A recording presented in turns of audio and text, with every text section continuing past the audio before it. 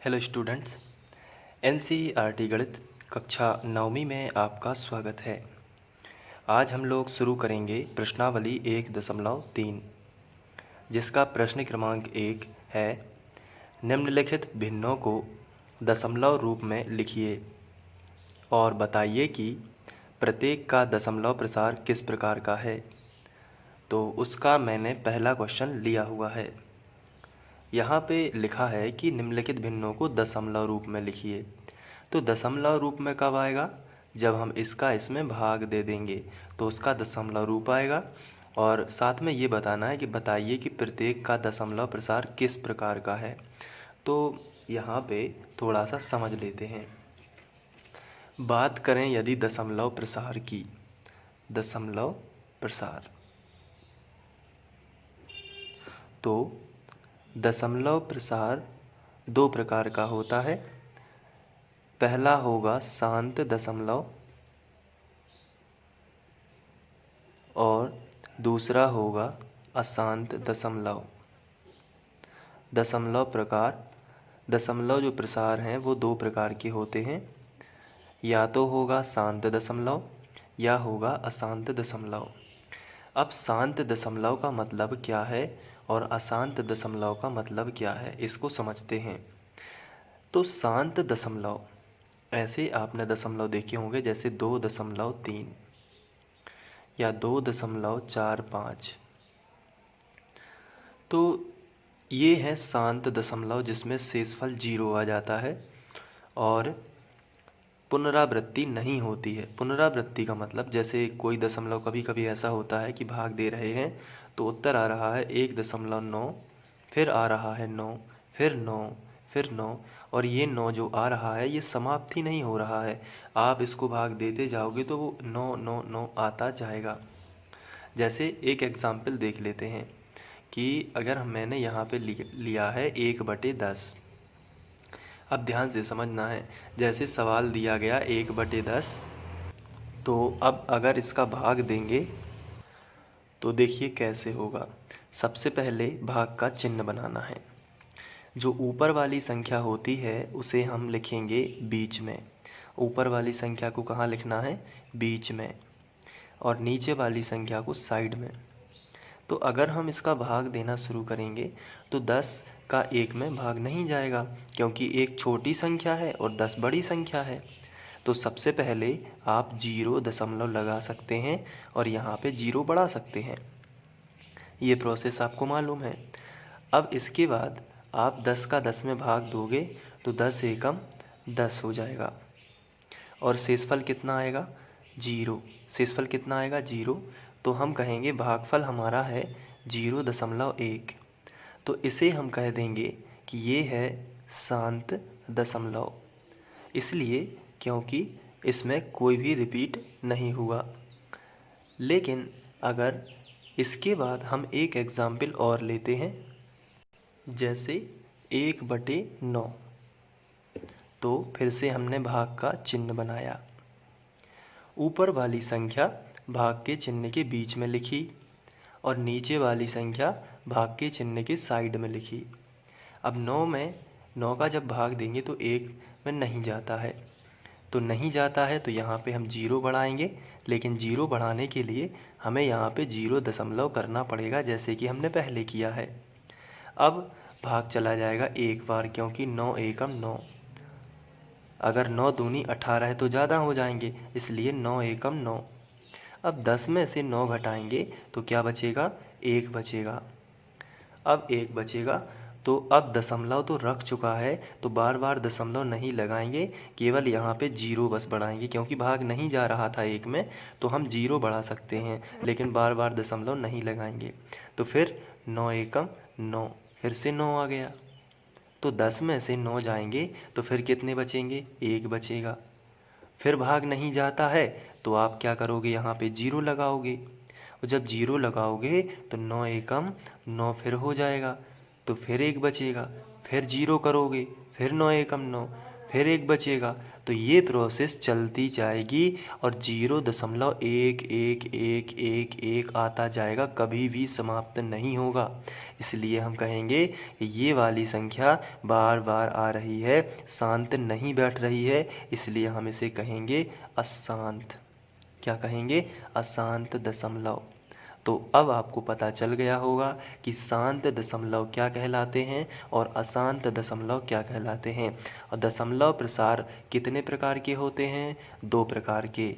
पहला होता है शांत दशमलव और दूसरा होता है अशांत दशमलव। शांत दशमलव में ऐसा शेषफल 0 आता है, जैसे 2.3, 2.45, तो ये शांत हैं। लेकिन अगर इस तरीके से लिखा है जैसे 1.9999 और भी 9 हो सकते हैं, तो ये अशांत है। अगर इसको हम ऐसा भी लिख सकते हैं 1.9 के ऊपर डैश, तो इस डैश का मतलब है कि 9 की पुनरावृत्ति है, यानी 9 बार बार आ रहा है, तो सीधा बार बार ना लिख के 9 के ऊपर डैश लगा दिया।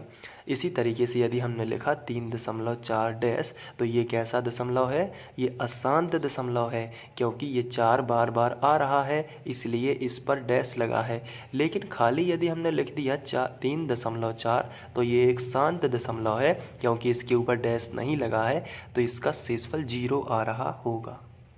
तो ये है दशमलव प्रसार के प्रकार। पहला होता है शांत दशमलव और दूसरा होता है अशांत दशमलव। अब यदि हम अपने प्रश्न की बात करें, तो प्रश्न हमें दिया गया है 36/100 और आपसे पूछा गया है कि बताइए इसका दशमलव प्रसार शांत है कि अशांत। तो बताइए अब आप क्या करोगे? तो क्या आप डायरेक्ट देखकर बता सकते हो कि इसका शांत है कि अशांत? तो इसका आंसर होगा कि आप डायरेक्ट देखकर नहीं बता पाओगे, आपको भाग करना पड़ेगा। क्या करना पड़ेगा? भाग। तो चलिए भाग करते हैं। तो सबसे पहले आप यहाँ पे लिखोगे हल, और ये जो क्वेश्चन दिया गया है इसको वापस से लिख देना है पहले तो 36/100, और भाग करने से जो उत्तर आएगा वो आप यहाँ पे लिखोगे, और जो भाग की क्रिया होगी वो आप रफ में कर सकते हो। तो चलिए हम रफ का यूज कर लेते हैं। तो ये हमने रफ लिया, यहाँ पे 36/100 करना है, तो सबसे पहले भाग का चिन्ह बना लीजिए। बना लिया। इसके बाद ऊपर वाली संख्या कहाँ लिखना होती है, मैंने अभी आपको बताया है, क्या आप बता सकते हैं? ऊपर वाली संख्या कहाँ लिखना है बताइए? हाँ, ऊपर वाली संख्या आपको बीच में लिखनी है। ये नीचे वाली संख्या कहाँ लिखनी होती है? भाग के चिन्ह के साइड में। बहुत ही सिंपल है, आपको ध्यान से देखते रहना है। ऊपर वाली संख्या आपको भाग के चिन्ह के बीच में लिखना है और नीचे वाली संख्या भाग के चिन्ह के साइड में लिखना है। इतना तो आप कर लेंगे। अब देखिए क्या इसका इसमें भाग जा रहा है? तो आंसर आएगा नहीं, क्योंकि ये 36 छोटी है और 100 तो बड़ी है, तो भाग नहीं जा रहा है। तो आप यहाँ पे 0 बढ़ाएंगे, लेकिन 0 ऐसे नहीं बढ़ाना पड़ता, आपको 0 दशमलव लगाना पड़ेगा यहाँ पे, तब आप यहाँ पे 0 बढ़ा सकते हो। तो ठीक है, 0 दशमलव लगा दिया। अब आपको क्या करना है? 100 की दूनियाँ पढ़नी है, 100 की टेबल पढ़नी है, तब तक जब तक कि ये 360 से ज़्यादा नहीं हो पाए, केवल कम रह पाए। तो पढ़िए 100 एकम 100, 100 दूनी 200, 100 तिया 300, 100 चौके 400। तो 400 तो ज़्यादा हो गया, 100 चौके 400 तो ज़्यादा हो गया, तो 100 तिया 300 कर देते हैं। अब यहाँ पे घटाना करना है, तो 0 में से 0 गया तो 0, 6 में से 0 गया तो 6 ही, और 3 में से 3 गया तो कुछ भी नहीं, तो यहाँ पे क्रॉस का चिन्ह लगा सकते हैं। अब यहाँ पे देखते हैं 100 में क्या 100 की दूनियाँ पढ़ने से क्या 60 आएंगे? तो नहीं आएंगे, क्योंकि 60 तो छोटी संख्या है। तो छोटी संख्या है तो हम एक 0 यहाँ पे बढ़ा सकते हैं, लेकिन दशमलव एक बार लग चुका है, तो अब दशमलव नहीं लगाना है। चलिए अब आपको 100 की दूनियाँ पढ़नी है जब तक कि 600 ना आ जाए। तो 100 एकम 100, 100 दूनी 200, 100 तिया 300, 100 चौके 400, 100 पंचे 500 और 100 छः 600। तो यहाँ पे 6 बार जाएगा और 600 आ जाएगा। तो इनमें से घटाएंगे तो 600 में से 600 तो 0। तो आपका आंसर कितना आ रहा है? तो आप यहाँ पे लिखोगे, ये इस तरफ वाला इसे बोलते हैं भागफल। आपको ध्यान रखना है, इसे क्या बोलते हैं? भागफल। और ये कहलाता है भाजक। ये क्या कहलाता है? भाजक। बीच वाला भाज्य कहलाता है। आप अपनी जानकारी के लिए इसे याद कर सकते हैं। और ये कहलाता है शेषफल। तो कुछ बातें होती हैं जो आपको पता होनी चाहिए, लेकिन यहाँ पे हमें भागफल की ज़रूरत है। आंसर कितना आ रहा है? तो आंसर है 0.36। तो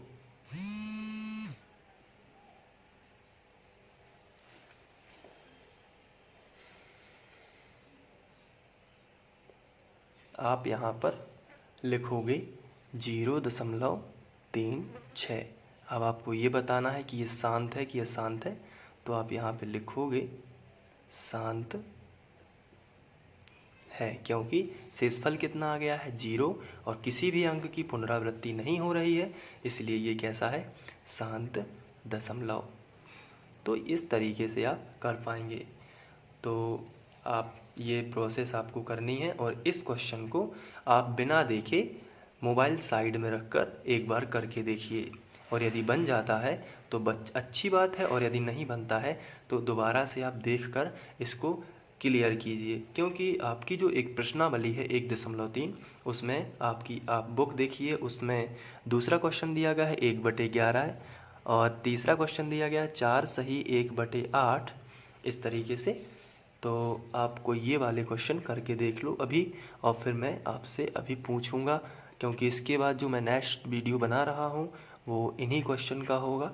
तो आप प्लेलिस्ट पर जाकर देख सकते हैं। तो ये वाले क्वेश्चन आप बुक से करने का प्रयास कीजिए, और जब नहीं बनेंगे तब जाके आपको वीडियो देखना है। तो इस तरीके से आप सीख जाएंगे सभी क्वेश्चन।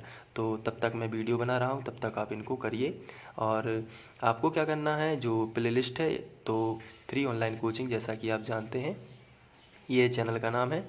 तो इसमें आपको क्या करना है, प्ले लिस्ट पर जाना है। कहाँ जाना है? प्ले लिस्ट पर, क्योंकि इसमें सभी क्लासेस की वीडियो हैं, तो आपको थोड़ा कन्फ्यूज़न हो सकता है। तो प्ले लिस्ट पर आपको 9th जो क्लास है उसका जो 2020 यानी 2020 के लिए जो मैथ्स कराई जा रही है, वहाँ पे आप इनको देख पाएंगे। इसके साथ साथ मैं आपको बता दूं कि 9th की पुरानी मैथ्स भी डली हुई है, जो कि इसी तरीके से है, बस थोड़ा सा मैं इसको और एक्सप्लेन कर रहा हूँ। उसमें मैंने पढ़ाई है, तो आप वो भी देख सकते हैं। तो दोनों सेम टू सेम है। तो चूँकि इस साल के लिए मैं अलग से पढ़ा रहा हूँ और ये पहले की है, तो आप दोनों देख सकते हैं। तो थोड़ा सा ध्यान रखिए, प्लेलिस्ट पर जाकर पढ़ाई कीजिए, तो आपको अपनी क्लास का ही वीडियोस, अपने क्लास के वीडियोस मिलेंगे। जैसे 9th के लिए अलग प्लेलिस्ट बनी हुई है, तो वहाँ से आप देख सकते हैं। तो थोड़ा प्लेलिस्ट में जाना सीखिए, या नहीं बनता है तो अपने बड़े भाई लोगों से पूछ सकते हैं। तो इस तरीके से आपको आसानी भी होगी। तो ये जो क्वेश्चन है, मैंने पहला क्वेश्चन बताया है, तो क्या आप दूसरा क्वेश्चन कर पाते हैं? तो दूसरा क्वेश्चन करिए, और यदि नहीं बनेगा तो मैं आपको बता दूंगा। तो पढ़ाई करते रहिए, जारी रखिए। चलिए मिलते हैं अगले वीडियो में। Thank you.